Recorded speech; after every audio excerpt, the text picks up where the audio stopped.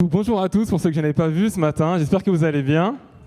Ça va, vous avez passé un bon temps dans la louange.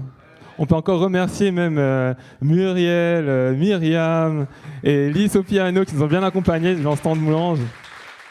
Yes. Et remercier bien évidemment notre Dieu, sans cela, rien de tout ce qu'on fait serait possible, juste de célébrer justement ce qu'il a fait et ce qu'il est pour nous. Donc, aujourd'hui, avant même de commencer, je vais quand même prier pour ce temps, parce que c'est par lui que toutes ces choses sont possibles, et on va juste le remercier encore une fois, je vais le remercier personnellement pour le message qu'il m'a mis à cœur pour vous ce matin. Donc Seigneur Jésus, je te remercie pour ce moment qu'on va passer ensemble, ce moment qu'on va passer dans ta parole, ce moment où on va pouvoir éplucher les Écritures et nous rapprocher de ton cœur. Amen. Amen. Donc aujourd'hui, le titre de mon message, ça va être « La puissance de la croix ».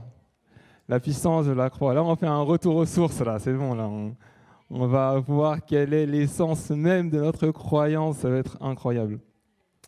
Et bien, la puissance de la croix, j'aimerais tout d'abord vous donner la définition de ce que c'est que la puissance.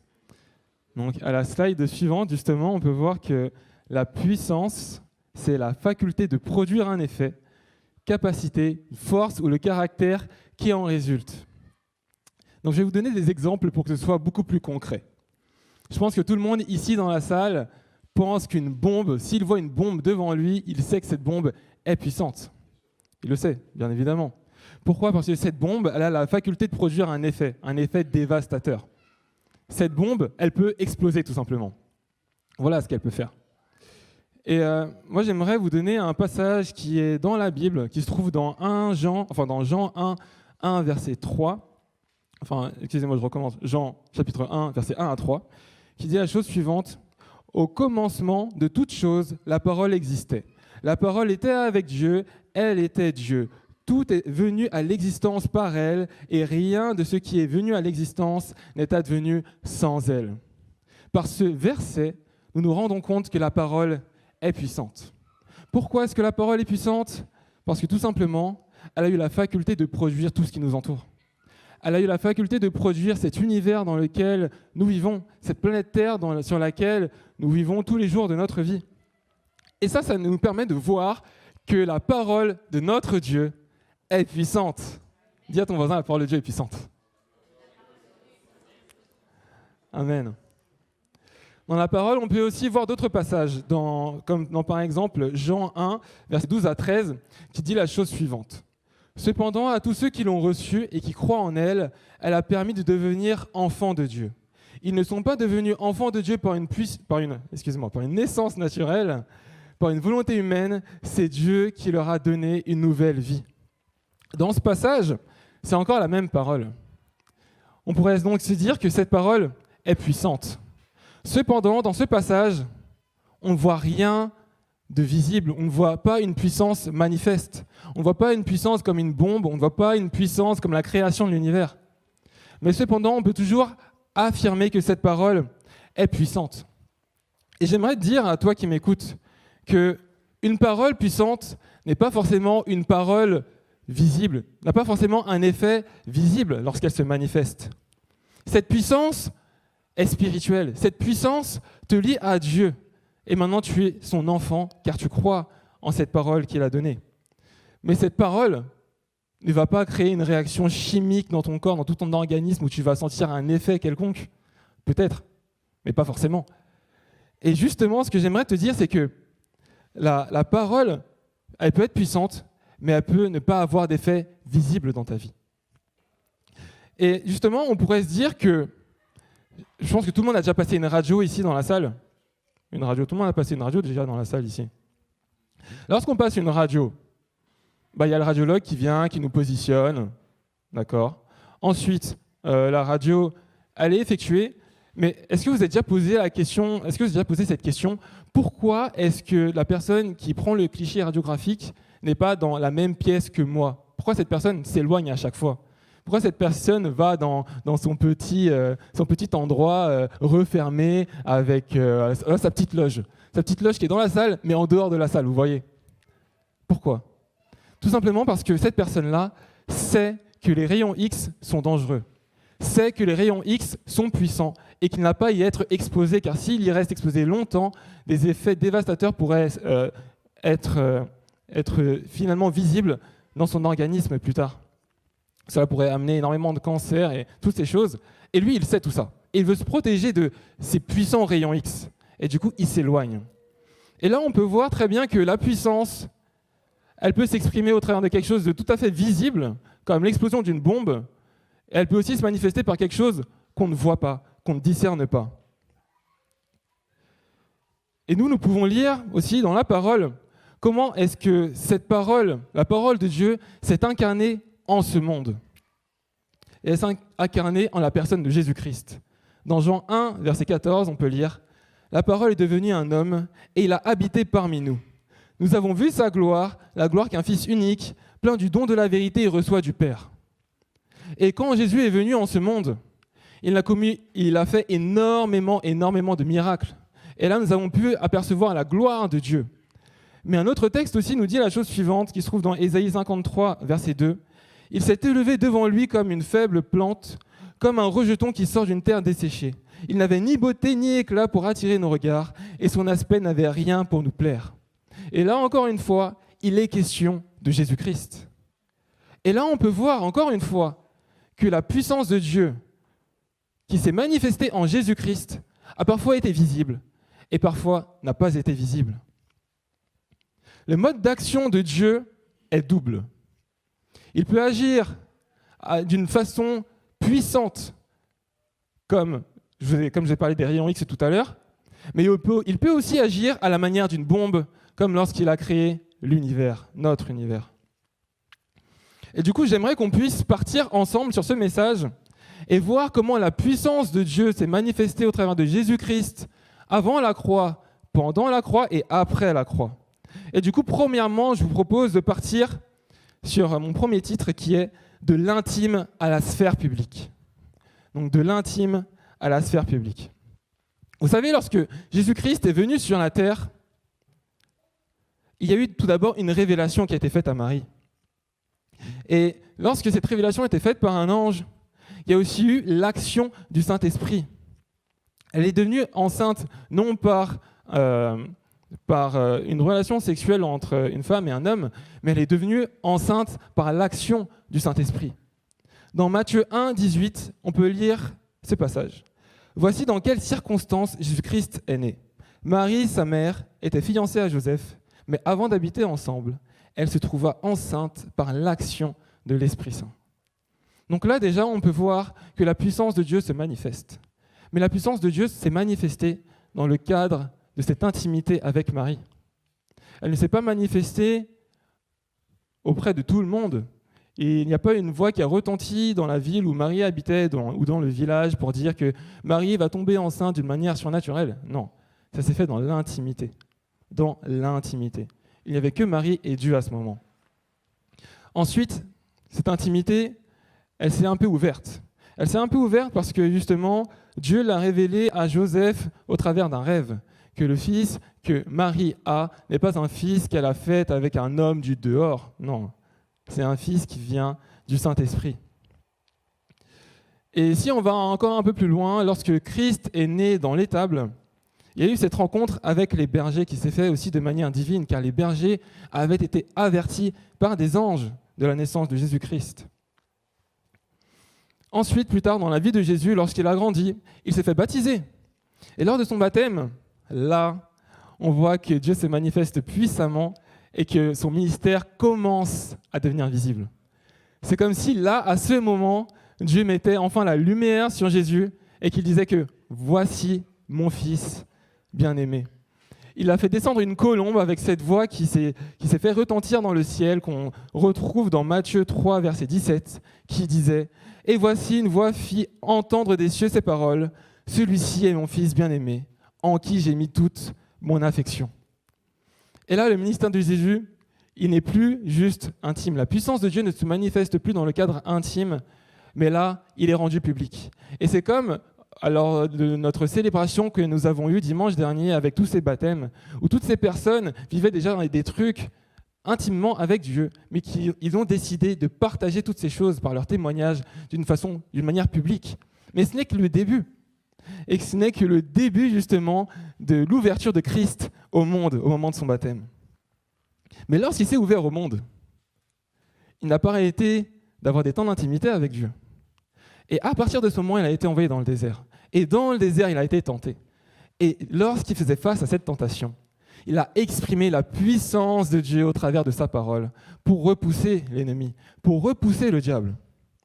Et donc là, nous pouvons voir que la puissance de Dieu s'est manifestée, mais dans l'intimité, dans le temps intime que Jésus-Christ avait pendant son jeûne, dans son temps de jeûne et prière. Et nous pouvons voir aussi, à part les temps de jeûne et prière, que Jésus avait une vie de prière qui était très importante quand même. C'était un homme qui priait régulièrement et qui priait très très très souvent. Et finalement, lorsqu'il a avancé dans son ministère, il a aussi agi puissamment, et cette puissance s'est aussi vue des personnes qui l'entouraient.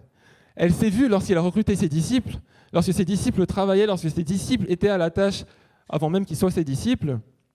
Jésus-Christ les a appelés et ils sont venus. Et cela a dû perturber les personnes qui fréquentaient justement, par exemple Matthieu, qui travaillait en tant que collecteur d'impôts. Et ces personnes ont dû être choquées de voir par quelle facilité Jésus appelait ces personnes et que ces personnes même les suivaient.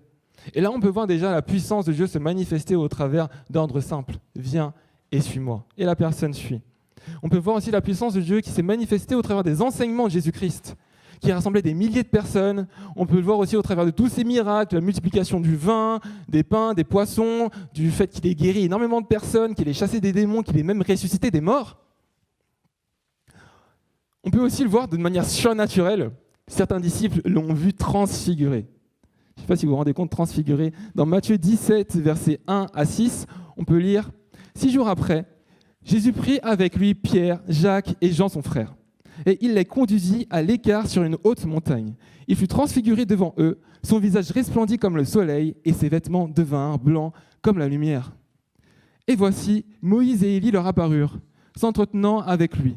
Pierre, prenant la parole, dit à Jésus, « Seigneur, il est bon que nous soyons ici. Si tu le veux, je dresserai ici 3 tentes, une pour toi, une pour Moïse et une pour Élie. » Comme il parlait encore, une nuée lumineuse les couvrit, et voici une voix fit entendre de la nuée ces paroles. « Celui-ci est mon fils bien-aimé, en qui j'ai mis toute mon affection. Écoutez-le. » Lorsqu'ils entendirent cette voix, les disciples tombèrent sur leur face et furent saisis d'une grande frayeur. D'autres passages aussi nous montrent à quel point la puissance de Dieu s'est exprimée aussi de manière visible.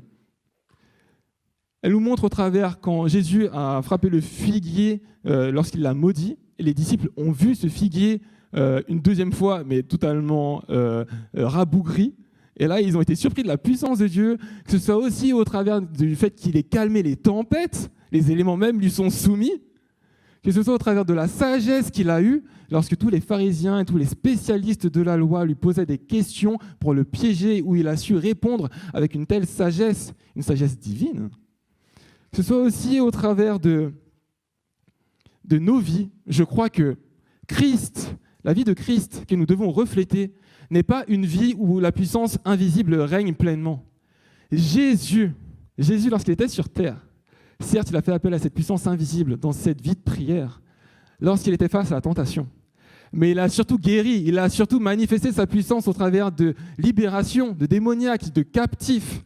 Il a manifesté cette puissance lorsqu'il a accompli énormément de miracles, lorsqu'il a calmé la tempête. Et je crois que, certes, nous avons à vivre une vie où la puissance s'exprime dans notre intimité avec Christ, avec notre Dieu.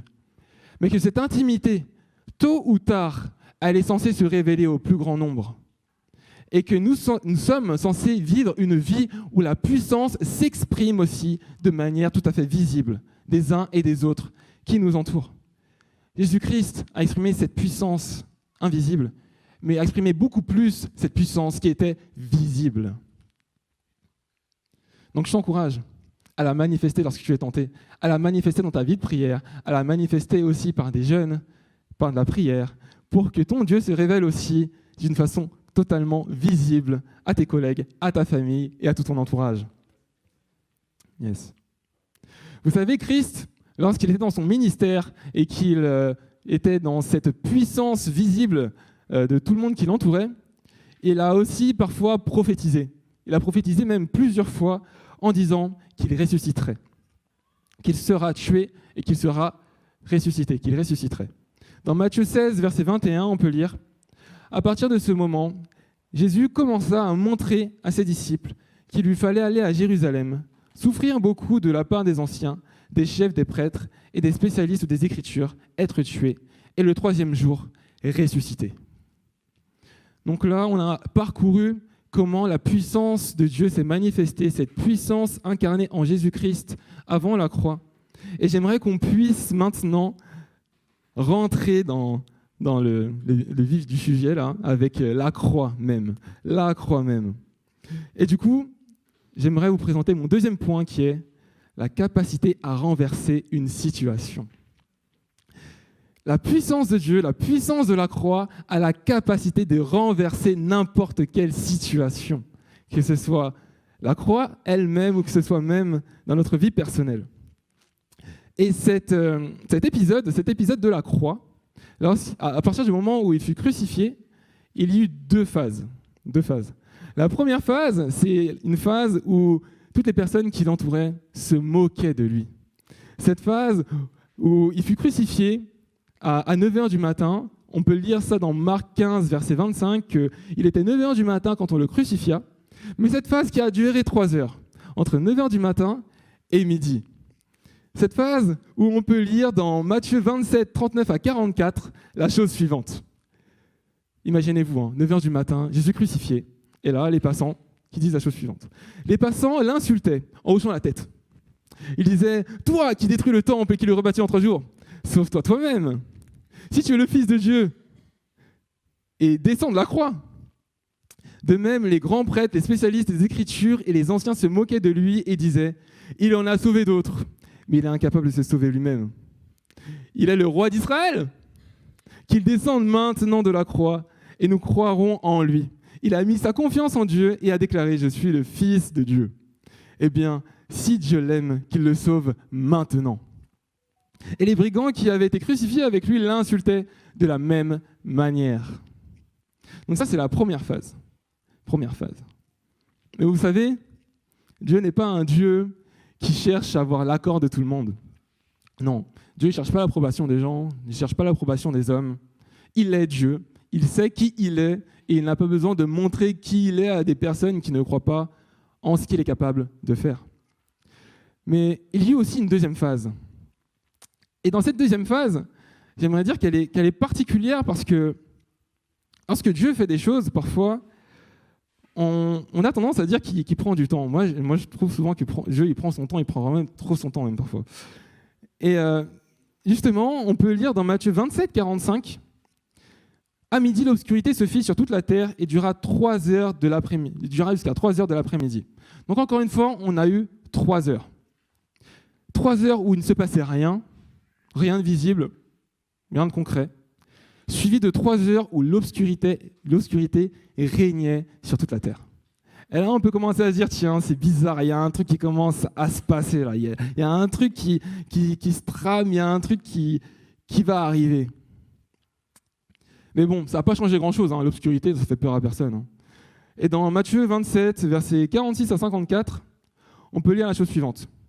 Vers 3 heures, Jésus cria d'une voix forte, « Élie, Élie, lema sabachthani », ce qui se traduit « Mon Dieu, pourquoi m'as-tu abandonné ?» On va faire une petite pause à ce moment. Donc à ce moment de l'histoire, Jésus-Christ, il faut savoir que lorsqu'il était sur la croix, il s'est fait pécher. Lorsqu'il s'est fait pécher, il a donc accepté les péchés de l'humanité entière pour finalement mourir avec tous ces péchés. Et pour nous permettre à nous d'avoir la vie, parce que Jésus-Christ est ressuscité. Mais on va voir plus tard. Jésus-Christ qui prend tout le péché sur lui, Jésus-Christ qui meurt avec tout ce péché, et Jésus-Christ qui ressuscite et qui nous offre la vie. Il prend notre péché, et lui, quand il ressuscite sans le péché, il nous donne sa vie. C'est incroyable, n'est-ce pas? C'est magnifique. Mais continuons sur notre texte. Donc, quelques-uns de ceux qui se tenaient là l'entendirent et s'écrièrent « Il appelle Élie !» L'un d'eux courut aussitôt prendre une éponge, il la remplit de vin de vinaigre, et la fixa au bout d'un roseau. Puis il la tendit à Jésus pour qu'il boive. Mais les autres dirent, « Attends, voyons si Élie vient le sauver. » Voyons. Élie, non, il n'est pas là. Il n'est pas là. Bref, je pense qu'ils étaient un peu dans cette humeur-là. Je ne sais pas si c'était de la dérision, la Bible ne nous dit pas si c'était de la dérision, mais si on suit la ligne directrice des passages qu'on a lus juste précédemment, on peut se dire qu'ils étaient là en se disant, tiens, Élie, il vient pas. Alors, en train de rigoler. On peut aussi se dire que peut-être qu'ils étaient là en train de se dire, est-ce que quelque chose va réellement se passer? Mais je pense pas, je pense que c'était plutôt la première option. Donc Jésus poussa de nouveau un grand cri et mourut. À ce moment, le rideau suspendu dans le sanctuaire se déchira depuis le haut jusqu'en bas. La terre trembla, les rochers se fendirent, les tombeaux s'ouvrirent et de nombreux croyants qui étaient morts ressuscitèrent. Ils sortirent des tombeaux et après la résurrection de Jésus, ils entrèrent dans Jérusalem, la ville sainte, où beaucoup de personnes les virent. Le centurion et les soldats qui étaient avec lui pour garder Jésus virent le tremblement de terre, et tout ce qui arrivait. Ils eurent très peur et dirent, il était vraiment le Fils de Dieu. Donc là, on peut voir deux phases, comme je vous l'ai dit. La première phase où tout le monde se moquait de Jésus. La première phase où rien ne se passait. La première phase où Jésus était crucifié et où les spécialistes de la loi et ceux qui entouraient Jésus se moquaient de lui. Deuxième phase où là, on peut commencer à voir l'obscurité qui vient se mettre sur toute la terre, mais il ne se passe toujours rien. Avec des spécialistes de la loi et des personnes qui continuent à rigoler en disant « Tiens, il appelle Élie », mais il n'appelait même pas Élie. Ils n'ont même pas fait attention à ce qu'il disait réellement. Et finalement, à la fin de cette troisième phase, à la fin, comme par hasard, Dieu aime bien agir à la fin. Et à la fin, qu'est-ce qui s'est passé? Le rideau qui se déchire du haut vers le bas. Non, c'est pas quelqu'un qui l'a découpé du bas vers le haut, c'est possible. Non, du haut vers le bas. Des rochers qui se sont fendus en deux. Des tombeaux qui s'ouvrirent. Des personnes qui ressuscitent. La puissance de Dieu s'est manifestée. Et justement, ce Dieu qui a manifesté cette puissance à ce moment de la vie de Jésus, plutôt au moment de la mort de Jésus, j'aimerais te dire qu'il est ce Dieu aussi qui a la capacité de renverser la situation dans laquelle tu te trouves en ce moment. Si tu te trouves dans une situation compliquée, dans une situation où tu ne vois pas le bout, sache qu'alors que tu as des détracteurs qui se moquent de toi, peut-être que tu es dans cette première phase, sache qu'il existe aussi une deuxième phase. Que certes, cette deuxième phase sera aussi difficile, car tu ne verras pratiquement rien, mais à la fin, sache que Dieu se manifestera. J'aimerais te laisser avec un autre passage que Jésus a dit pour nous rappeler que lui-même avait cette capacité d'agir, mais qu'il ne l'a pas fait à ce moment-là parce qu'il voulait rester dans le but, dans le plan de Dieu. Dans Matthieu 26, 53, il a dit à ses disciples lors de son arrestation, « Ne sais-tu pas que je pourrais appeler mon Père à l'aide et qu'aussitôt, il m'enverrait plus de 12 armées d'anges ?» Et là, c'est Jésus qui parle et qui veut nous dire que lorsqu'il était dans la souffrance, il a fait le choix de rester sur cette croix. Il a fait le choix, alors que des personnes se moquaient de lui, de ne pas descendre, de ne pas les baffer. Il a fait le choix de rester sur cette croix et de prendre le poids de tous leurs péchés. Il a décidé de rester sur cette croix et de mourir pour toi et moi, et pour eux. C'était son but, c'était ce pourquoi il est venu sur la terre. Et il a décidé de ne pas manquer la cible et de l'atteindre en plein milieu. De même, j'aimerais te dire que lors de ces deux phases, on a pu voir, premièrement, qu'il ne se passait rien. Deuxièmement, qu'il y a eu un petit peu d'obscurité et que Dieu s'est manifesté à la fin. Mais à la fin, j'aimerais te dire que c'est toujours Dieu qui se lève. Et dans Job 19, 25, on peut lire que « Mais je sais que mon Rédempteur est vivant et qu'il se lèvera le dernier sur la terre. » Amen. Et vous savez, lorsque Dieu s'est manifesté, lorsque sa puissance s'est manifestée, lorsqu'il a eu cette capacité à renverser cette situation de la croix, les spécialistes de la loi, je pense qu'ils n'étaient plus très sereins sur leurs propos. Et on va voir quelle a été leur réaction suite à ça. Donc dans Matthieu 27, versets 62 à 66, on peut lire ça. Le lendemain, c'est-à-dire le jour qui suivait la préparation du sabbat, les grands prêtres et les pharisiens allèrent ensemble chez Pilate et dirent « Seigneur, nous nous sommes souvenus que cet imposteur, quand il était encore vivant, a dit « Au bout de 3 jours, je ressusciterai. » Veuille donc ordonner que le tombeau soit gardé jusqu'au 3e jour, sinon ses disciples pourraient venir voler le corps et diraient ensuite au peuple « Il est ressuscité d'entre les morts ». Cette dernière imposture serait encore pire que la première. Pilate leur dit « Voici des soldats pour monter la garde. Allez et faites surveiller le tombeau, comme vous le jugez bon. » Ils allèrent donc organiser la surveillance du tombeau. Ils scellèrent la pierre qui le fermait et placèrent des gardes. D'accord. Donc là, on voit la réaction des spécialistes de la loi. Mais vous savez très bien que Jésus-Christ est ressuscité. Et on va lire le texte où Jésus-Christ a été ressuscité. Et comment est-ce que les soldats ont réagi face à la manifestation de la puissance de Dieu, tout simplement. Donc, lisons ce texte qui est un peu long, mais c'est pas grave. Ce matin, on est là pour baigner dans la puissance de Dieu, dans la parole de Dieu. Donc, on va lire. Il y a énormément de versets, je vous l'annonce tout de suite. Pas que là maintenant, mais après aussi. Donc, dans Matthieu 28, versets 1 à 10, on peut lire. Après le sabbat, dimanche au lever du jour, Marie de Magdala et l'autre Marie vinrent voir le tombeau. Soudain, il y eut un fort tremblement de terre. Un ange du Seigneur descendit du ciel, vint rouler la pierre et s'assit dessus. Je vous rappelle, les gardes étaient présents à ce moment. Il avait l'aspect d'un éclair et ses vêtements étaient blancs comme la neige. Attention, réaction des gardes. Les gardes en eurent une telle peur qu'ils se mirent à trembler et devinrent comme morts. L'ange prit la parole et dit aux femmes : « N'ayez pas peur, je sais que vous cherchez Jésus, celui qu'on a crucifié. Il n'est pas ici, il est ressuscité, comme il l'avait dit. Venez, voyez l'endroit où il était couché. Allez vite dire à ses disciples, il est ressuscité, et il vous précède en Galilée. C'est là que vous le verrez. Voilà ce que j'avais à vous dire. » Elles quittèrent rapidement le tombeau, remplies tout à la fois de crainte et d'une grande joie, et coururent porter la nouvelle aux disciples. Tout à coup, Jésus vint à leur rencontre et dit : « Je vous salue !» Elles s'approchèrent de lui, saisirent ses pieds et se prosternèrent devant lui. Jésus leur dit : « N'ayez pas peur, allez dire à mes frères de se rendre en Galilée, c'est là qu'ils me verront. » Donc, Christ l'avait dit. Et Christ a accompli ce qu'il avait dit. Alors qu'au départ, tout le monde se moquait. Alors qu'ensuite, sa puissance s'est manifestée, mais qu'il est mort. Il est finalement ressuscité le 3e jour.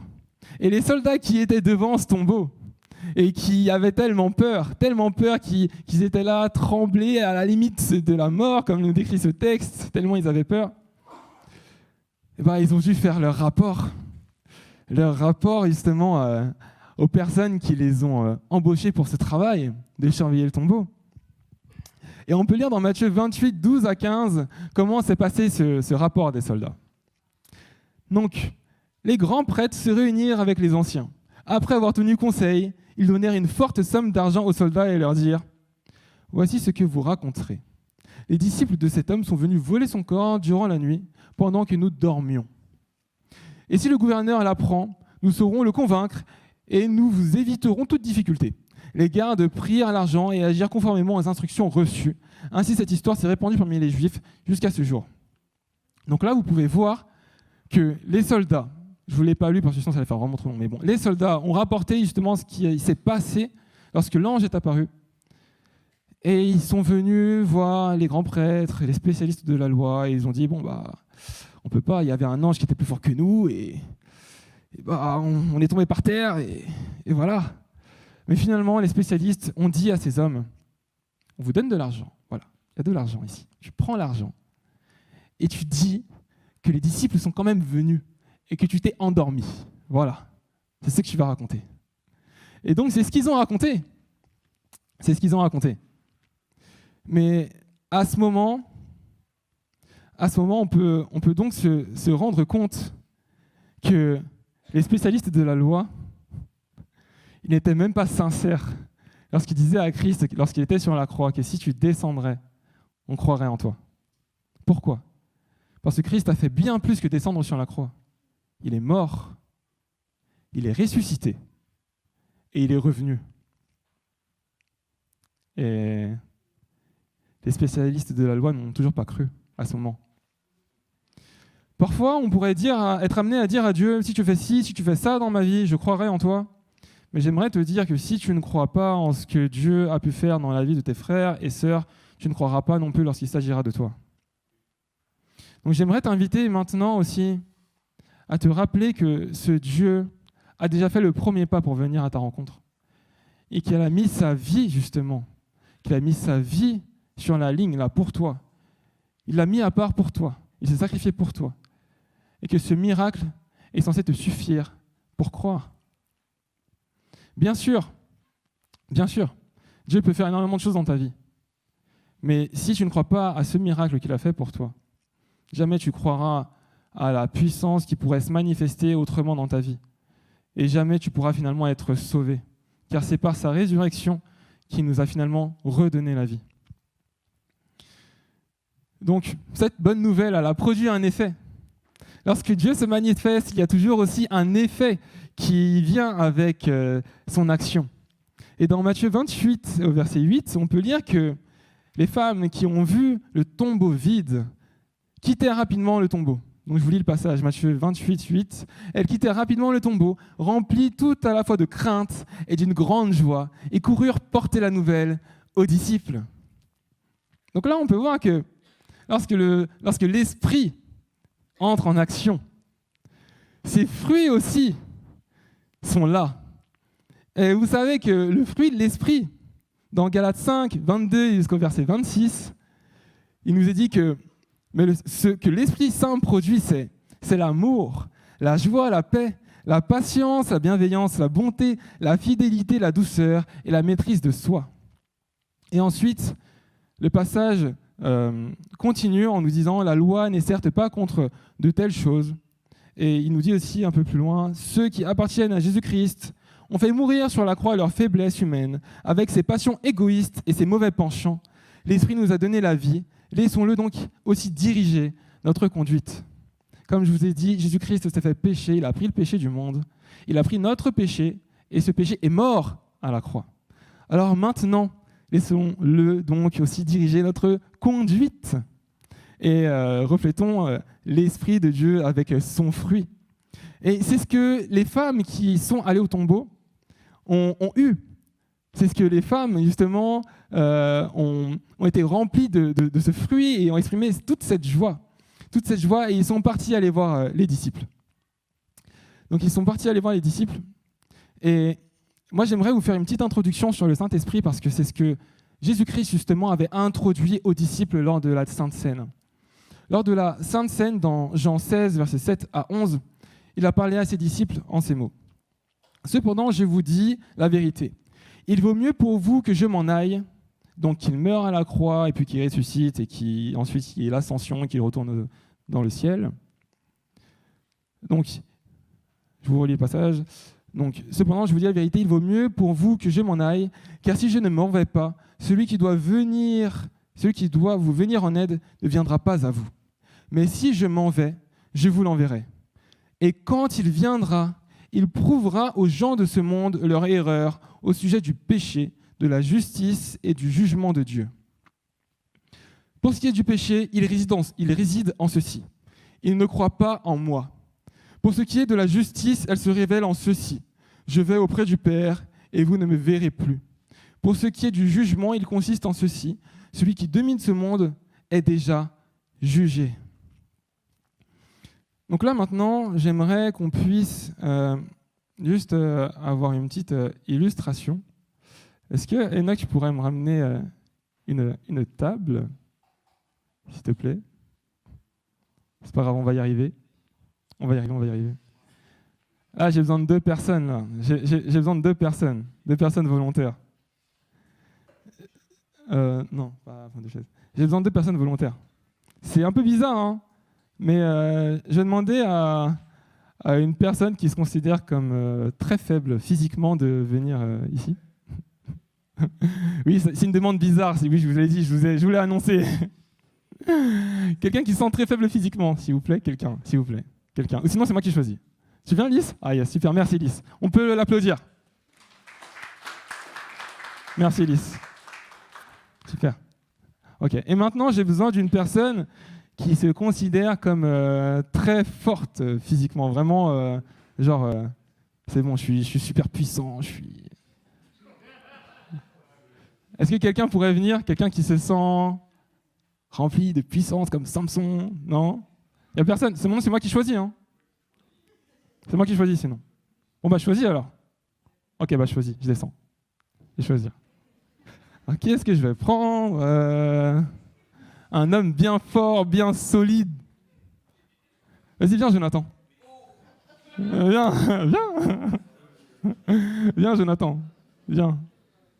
Ok, c'est bon. On a nos deux semi-volontaires, voilà. On a un volontaire et un semi-volontaire. Il est venu quand même. Donc, alors, allez-y, mettez-vous à genoux de part et d'autre de la table. Pas de la table. Ouais, à genoux. Mais regardez-vous ici. Ok, donc on va faire un truc particulier là ce matin.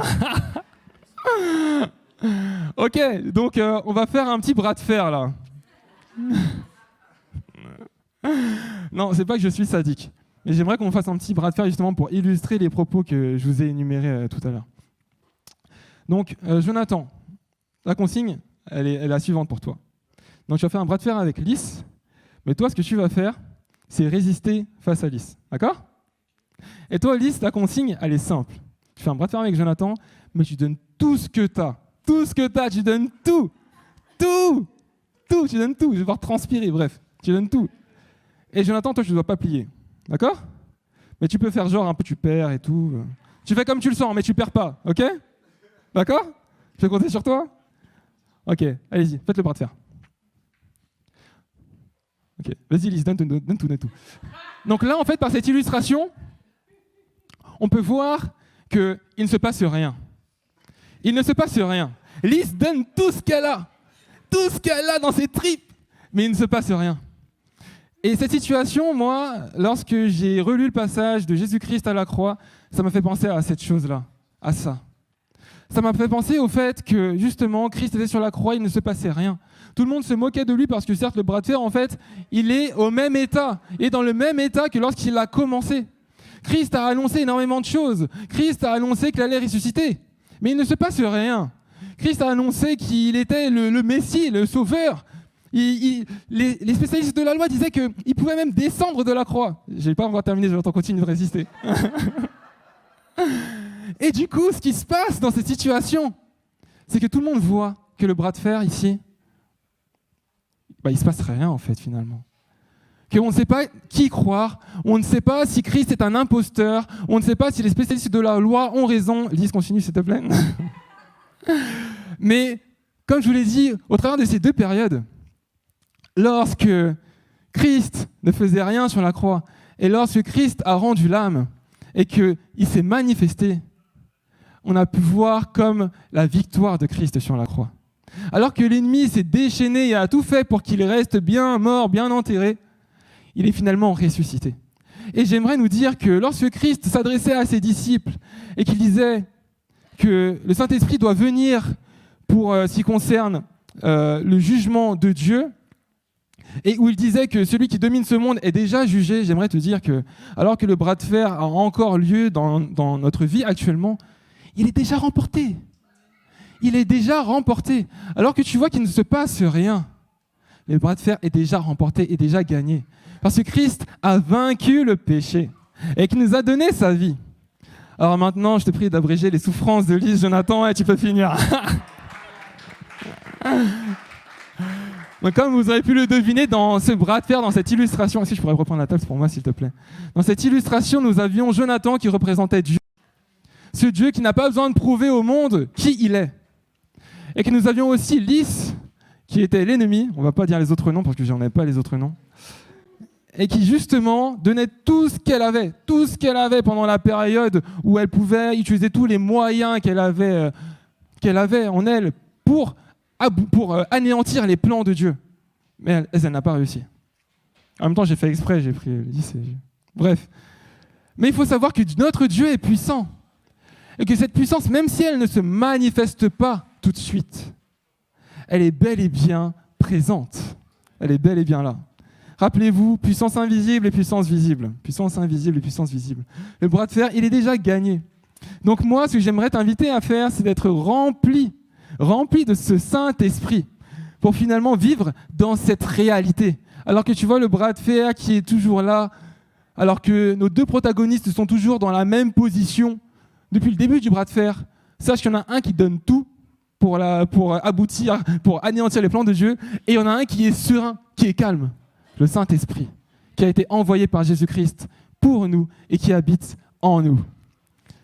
Donc maintenant, j'aimerais qu'on passe à notre dernier point de la journée, qui va être l'esprit à haute pression.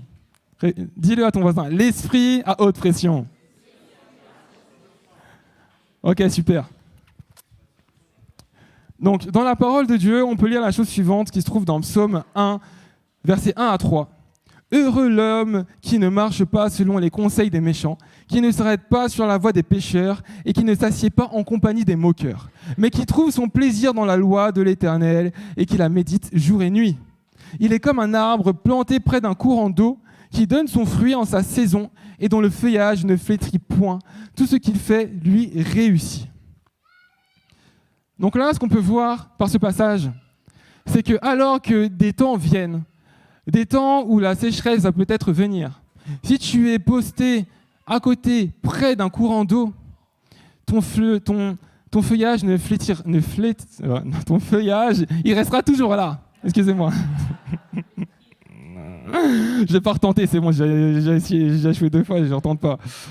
Donc voilà, ton feuillage, il restera tel qu'il est. Et tu porteras du fruit en sa saison. Et ça, c'est super important. Car comme on l'a pu le voir par l'illustration précédente, le bras de fer, il est rude. Hein. Il y a de la tension quand même. Hein. Même s'il y en a un qui ne bouge pas, il y en a un autre qui donne tout, il y a quand même de la tension dans le bras de fer. Hein. Et il y a quand même des moments de sécheresse qui viennent. Parce que la puissance ne s'est pas encore manifestée. Mais il va y avoir un moment donné où Dieu va dire que, bien évidemment, c'est bon, c'est fini, Satan, arrête tes blabla, tes chichis, c'est bon, c'est terminé. J'établis la vérité, maintenant je débarque sur la terre. Lorsqu'il reviendra, Jésus-Christ, lorsqu'il reviendra ici parmi nous, il n'y aura plus de débat. Il n'y aura plus de débat. La victoire est déjà gagnée d'avance.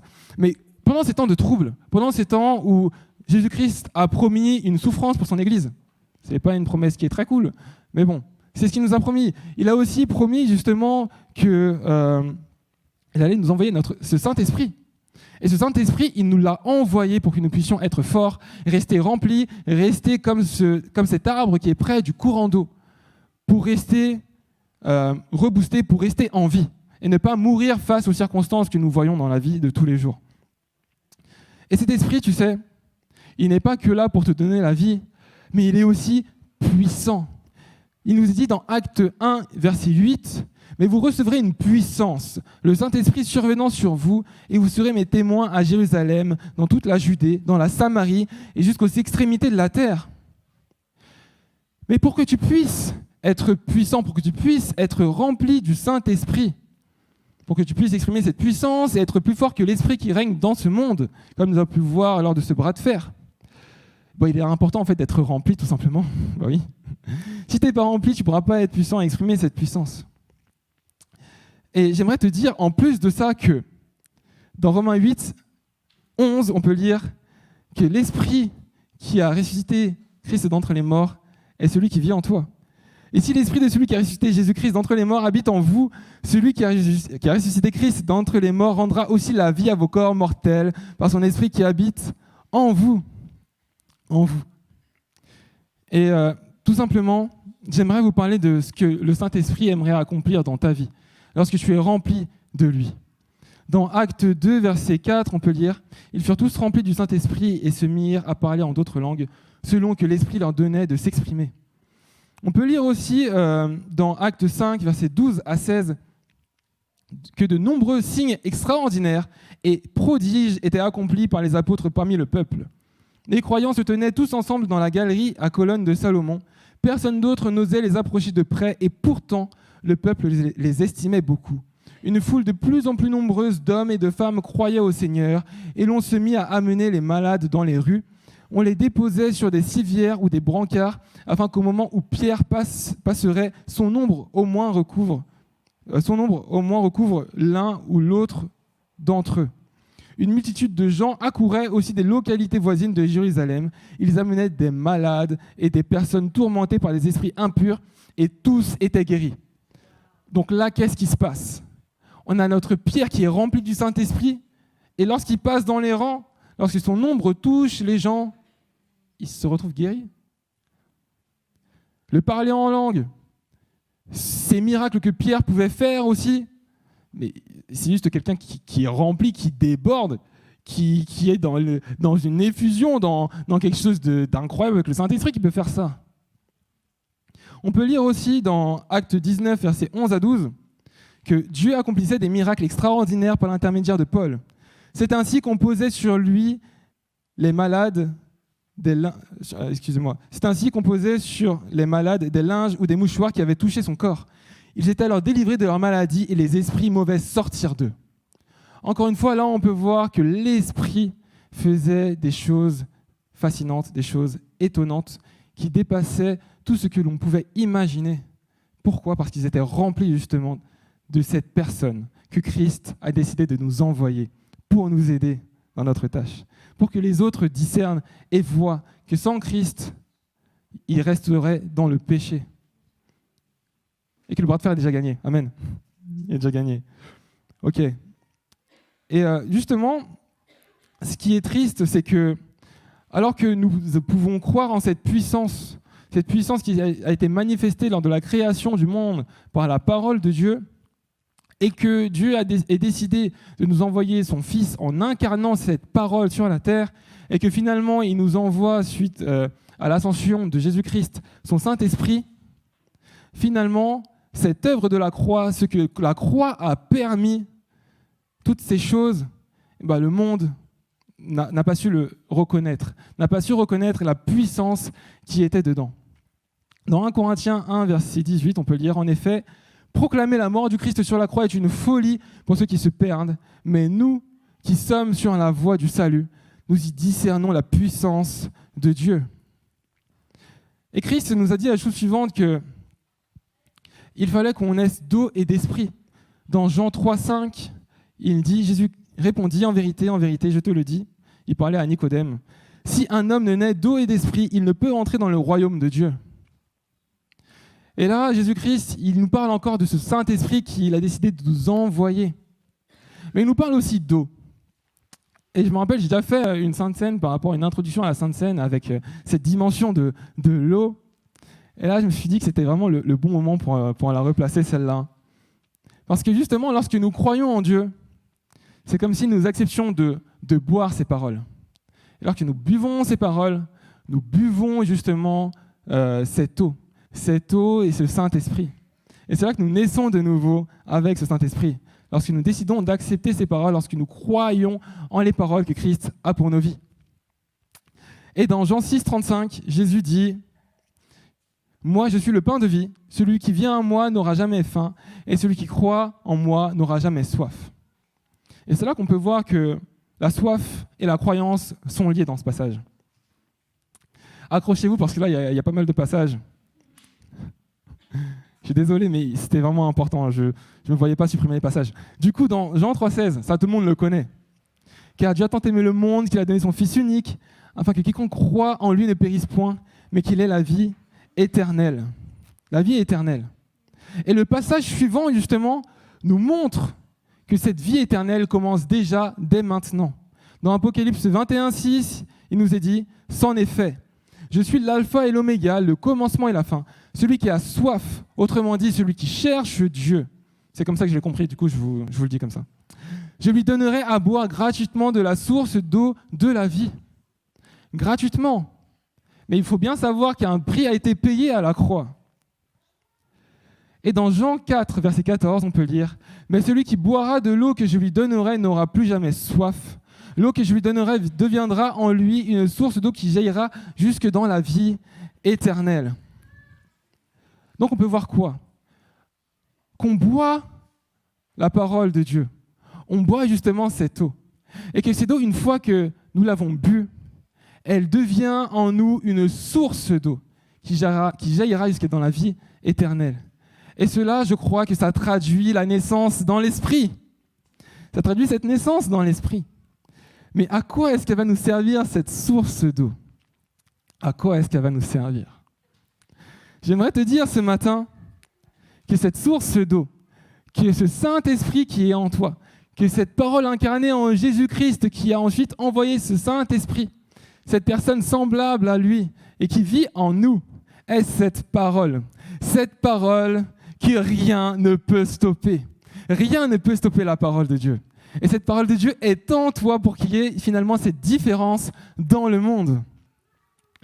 Dans Ésaïe 55, 11, on peut lire « Ainsi en est-il de ma parole qui sort de ma bouche. Elle ne retourne point à moi sans effet, sans avoir exécuté ma volonté et accompli mes desseins. » Alors que Dieu a dit que ce Saint-Esprit vivrait en toi, et qu'il est entré en toi, et que cette puissance s'est manifestée de manière invisible dans l'intimité entre toi et Dieu, finalement, Dieu souhaite aussi que tu puisses rentrer dans certaines œuvres qu'il a préparées d'avance pour toi, pour que cette puissance aussi soit montrée au monde, puisse être révélée au monde, et qu'elle puisse devenir visible aussi, et cette puissance soit manifestée.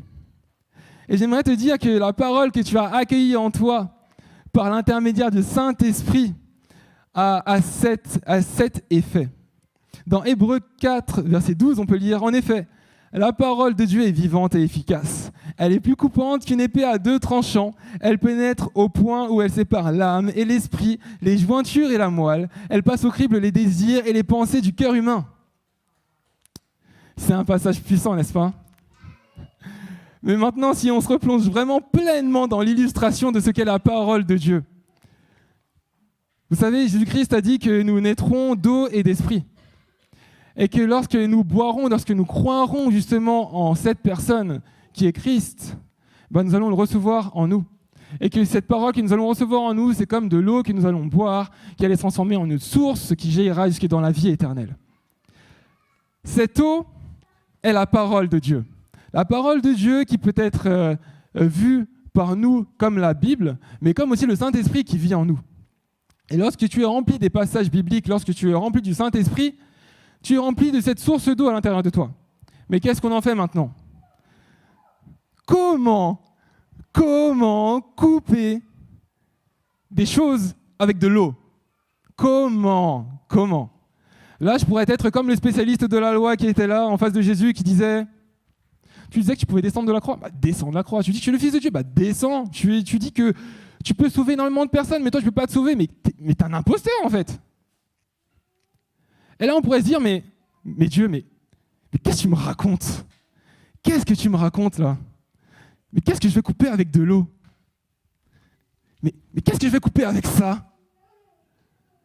Je peux couper des trucs... C'est plus tranchant qu'une épée? Vraiment? Je peux trancher des trucs avec ça, genre c'est plus puissant qu'une épée. Et vous savez, notre Dieu, comme je l'ai dit tout à l'heure, il n'a pas besoin de ton approbation. Il n'en a pas besoin. Il est Dieu. Il fait ce qu'il veut, quand il veut et où il veut. Et s'il veut que de l'eau découpe des choses, il fera que l'eau découpe des choses. S'il veut que sa parole puisse atteindre une cible, elle atteindra une cible. Et on va aller plus loin maintenant. Imaginez-vous une mer en face de vous, et vous vous baignez dans cette mer. Et là, c'est comme si vous étiez rempli justement du Saint-Esprit. Vous êtes rempli du Saint-Esprit à ce moment. Et là, Dieu vient et vous dit que, comme tu es rempli avec cette eau que j'ai mis autour de toi, tu vas pouvoir aller là où je t'enverrai. Tu vas pouvoir couper toutes les choses qui se mettront devant toi, tous les obstacles, avec cette eau que tu as autour de toi. Et là, tu te dis, mais attends, j'ai pas d'armes, j'ai pas d'épée, j'ai pas de katana, j'ai pas de diamant, non, j'ai rien. Mais j'ai de l'eau autour de moi. Et vous savez quoi? L'homme est très intelligent, et ce qu'il a fait avec de l'eau, il a aussi créé la douche pour notre hygiène corporelle. Donc là, voilà, il y a une petite invention, il y a la douche, c'est cool. Et l'eau par la douche, c'est cool parce que c'est simple, en fait, ça devient simple de nous laver. On a un jet d'eau, on peut se laver tranquillement. Mais lorsque on est face à cette évolution, eh ben on se dit finalement que je vais toujours rien pouvoir couper avec. Toujours rien. Mais j'aimerais te dire à toi que Dieu n'a pas besoin de ton approbation. Et que ce qu'il fait avec toi, il a déjà vu où est-ce que ça allait te mener. Et qu'alors que tu ne comprends pas encore ce que tu vis, sache que Christ veut te dire que bientôt, tu comprendras. Bientôt, tu comprendras ce qu'il voulait te dire. Je vais essayer, là, c'était pas prévu, mais j'ai un passage qui me vient en tête. J'essaie de le retrouver. Il me semble que ce passage se trouve dans Jean 3, au verset 14. Alors, est-ce que je l'ai? La réponse, bientôt. La réponse.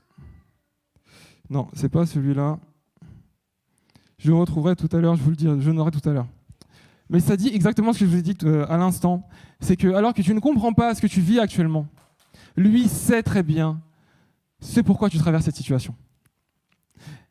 Et là, ensuite, qu'est-ce qui se passe? Qu'est-ce qui se passe maintenant lorsqu'on augmente la pression qui vient justement dans ce tuyau qu'est la douche? Qu'est-ce qui se passe? Vous savez, la douche, lorsqu'on se douche, on a un jet d'eau qui effectue une pression de 1 bar. Voilà, qui a une pression de 1 bar. Mais lorsque maintenant l'homme a inventé la découpe au jet d'eau, oui, ça existe, la découpe au jet d'eau, j'aimerais vous dire que ça a été comme le moment où les spécialistes de la loi et où les soldats ont vu tout ce qui s'est passé lorsque Jésus-Christ a rendu l'âme, lorsque les pierres se sont fendues en deux, lorsque des tombeaux se sont ouverts. Ils ont vu la puissance de Dieu se manifester.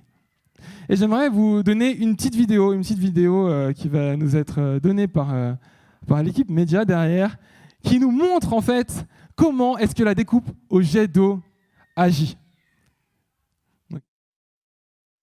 L'objet le plus tranchant du monde est en fait l'eau. Douce et sans forme lorsqu'elle est soumise à une pression de plus de 100 gigapascales et qu'elle est introduite dans un tube de 0,05 mm, l'eau se transforme en la lame la plus tranchante du monde. Cet incroyable couteau à jet d'eau est capable de trancher des fruits, de briser des rochers et même de transformer le fer en une pâte molle. Il peut pénétrer sans effort plusieurs couches de verre par balle empilées. Même le matériel le plus dur sur cette terre, le diamant, doit admettre sa défaite face à cette force divine.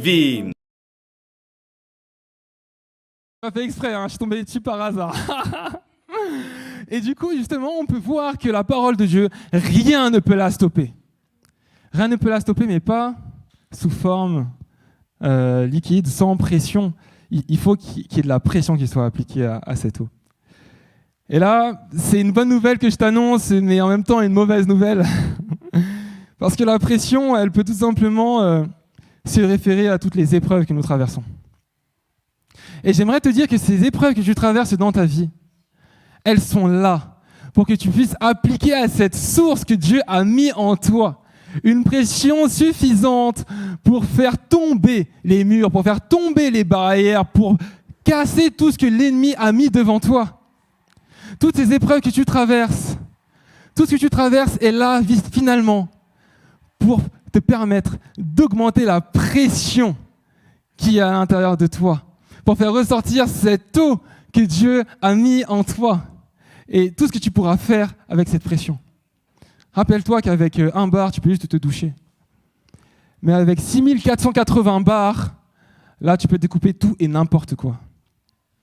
Et justement, si tu fais face à des épreuves, j'aimerais t'encourager avec Jacques 1, versets 2 à 4, qui dit la chose suivante. « Mes frères, regardez comme un sujet de joie complète les diverses épreuves auxquelles vous pouvez être exposés, sachant que l'épreuve de votre foi produit la patience, mais il faut que la patience accomplisse parfaitement son œuvre, afin que vous soyez parfaits, accomplis, sans faillir en rien.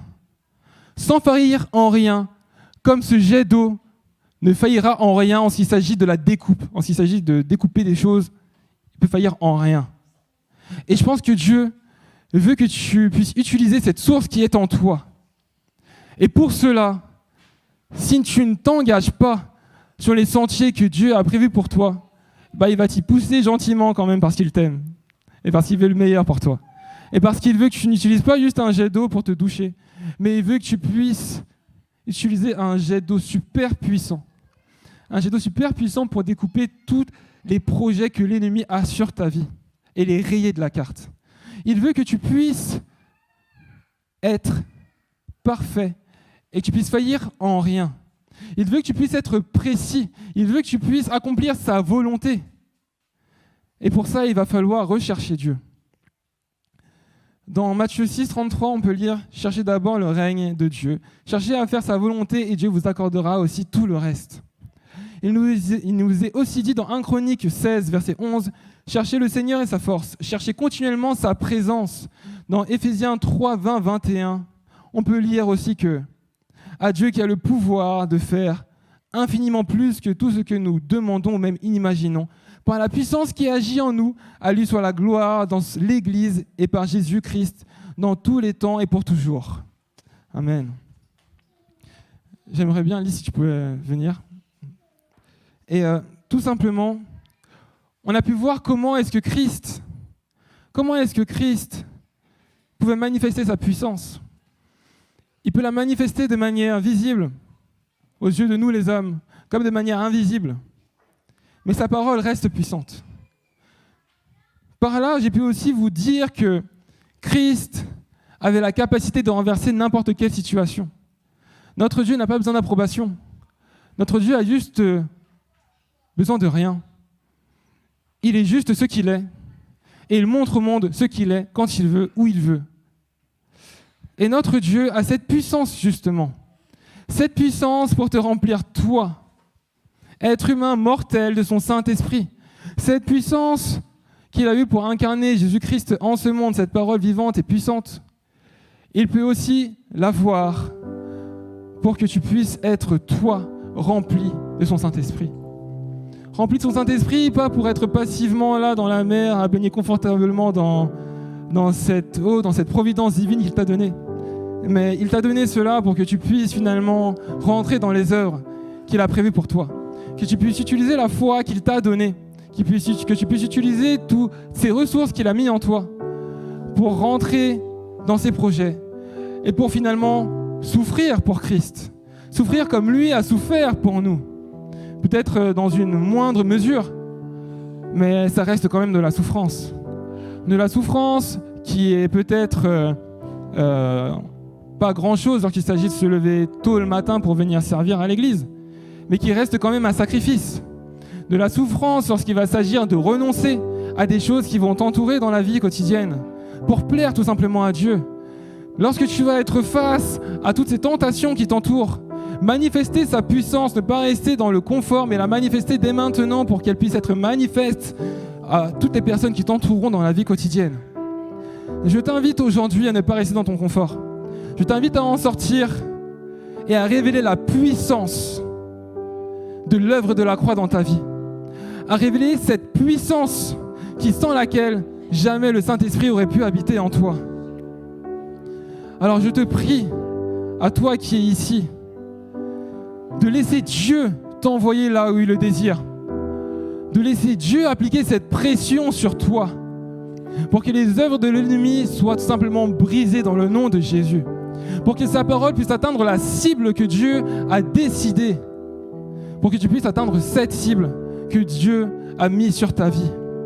Que tu ne puisses pas pécher, manquer cette cible, mais que tu puisses avec cette pression atteindre cette cible. Que tu puisses avec cette pression percer cette cible. Que tu puisses avec cette pression atteindre le cœur de la personne que Dieu veut en cet instant. Donc je te prie de ne pas éclater sous la pression. Lorsque tu as la pression sur ta vie, c'est pour l'exercer sur quelque chose. Lorsque tu as de la pression sur ta vie, c'est pour que cette pression ressorte à un endroit et qu'elle ressorte pile poil là où Dieu veut qu'elle ressorte. Je prie le Seigneur qu'il puisse te donner cette sagesse alors que tu es sous pression de l'exercer au bon endroit et au bon moment. Comme nous avons pu le voir par cette découpe à jet d'eau, il y avait certes énormément de pression, mais il y avait aussi un jet qui avait la taille d'un cheveu.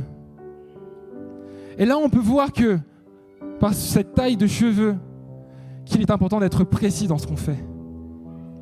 Donc je t'invite à rester ancré, à rester sur le sentier de Dieu. Et j'aimerais qu'on puisse passer un temps maintenant, si tu le veux bien, toi qui es assis sur ta chaise, tu peux te lever et demander à Dieu d'être rempli du Saint-Esprit, là où tu es. j'ai vraiment à cœur qu'on puisse prier ensemble, qu'on puisse être revêtus de sa puissance, remplis de sa puissance. Et pas seulement qu'on puisse être remplis de sa puissance, mais si tu es déjà rempli, j'aimerais que tu puisses prier pour que cette pression que Dieu veut appliquer sur ta vie, elle puisse ressortir au bon endroit. Que tu puisses trouver l'endroit où cette pression doit ressortir pour ruiner les plans de l'ennemi. Donc on va prier ensemble. On va prier ensemble, donc n'hésite pas à élever ta voix là où tu es. À élever ta voix là où tu es. Donc Seigneur Jésus, je te remercie pour ce message que tu m'as mis à cœur. Je te remercie parce que on peut voir au travers de cette puissance qu'est la croix que tu as vécu en ce monde, que tu as exprimé ta puissance, Seigneur, et que cette puissance que tu as exprimée aujourd'hui, lorsque nous prions, lorsque nous te louons, nous savons qu'elle vit en nous. Parce que tu as décidé de passer à la croix, de t'en aller, de nous envoyer ton Saint-Esprit sur nos vies. Parce que tu as décidé de passer sur la croix. Tu as décidé de laisser ta vie à part pour nous. Tu as décidé de faire ceci, de te faire pécher pour mourir avec celui-ci et nous donner la vie par laquelle le Saint-Esprit nous a donné. Seigneur, on veut juste te remercier pour qui tu es. Et je te prie en ce matin, Seigneur, de nous remplir. Je te prie en ce matin, Seigneur, de nous faire ressentir ta présence. Je te prie, Papa, de nous aider, Seigneur. De nous aider, Seigneur. Aide-nous à te rechercher encore et encore et encore, Papa. Merci pour tout, Papa. Merci, Seigneur.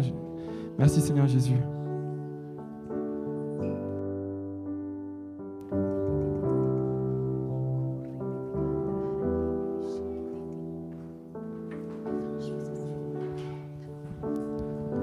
Quel grand amour, que la terre te loue, que la terre te loue. Tu es venu, délaissant ta gloire, pour nous sans espoir. Le seul chemin est en toi, Jésus. Le seul chemin est en toi, Jésus.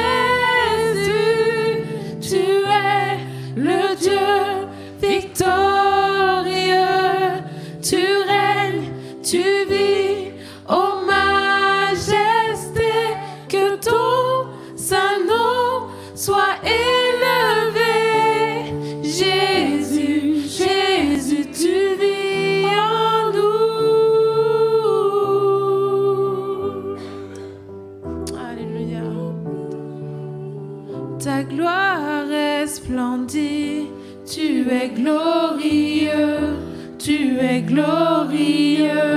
Seigneur de tout, Seigneur de tout, tu nous donnes la vie, ta grâce nous suffit. Sur toute la terre, sur toute la terre, sois exalté sur toute la terre, sois exalté.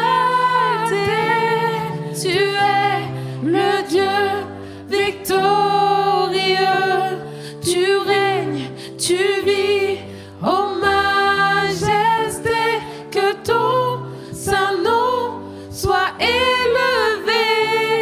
Jésus, Jésus, tu vis en nous. Tu es le Dieu, tu es le Dieu victorieux. Tu règnes, tu vis, ô majesté. Que ton saint nom soit élevé. Jésus, Jésus, tu vis en nous. Amen. Et restons dans cette atmosphère de louange. Et restons là à chercher notre Dieu dans cette présence. Cherche ton Dieu là où tu es, car c'est comme ça que tu pourras le trouver. J'ai retrouvé le passage dont je vous parlais tout à l'heure, que j'avais pas la référence. Dans Jean 13, verset 7, il nous est dit, et c'est Jésus qui parle, « Ce que je fais, tu ne le comprends pas maintenant, mais tu le comprendras bientôt. » Et alors que tu ne comprends pas la situation que tu traverses actuellement, j'aimerais te dire que Jésus sait ce dans quoi il te mène actuellement. Que Jésus ne te laisse pas et qu'il est encore avec toi. Et ce matin, j'aimerais, si tu as un sujet de prière particulier, j'aimerais t'inviter à t'approcher devant. Je crois que Christ est ici, bien que peut-être tu ne le ressentes pas ou quoi que ce soit, peu importe l'idée que tu as derrière la tête, je ne sais pas. Mais je crois que Dieu est ici et que Dieu peut accomplir encore son œuvre dans ta vie. Donc je t'invite à t'approcher devant si c'est ton cas. Et si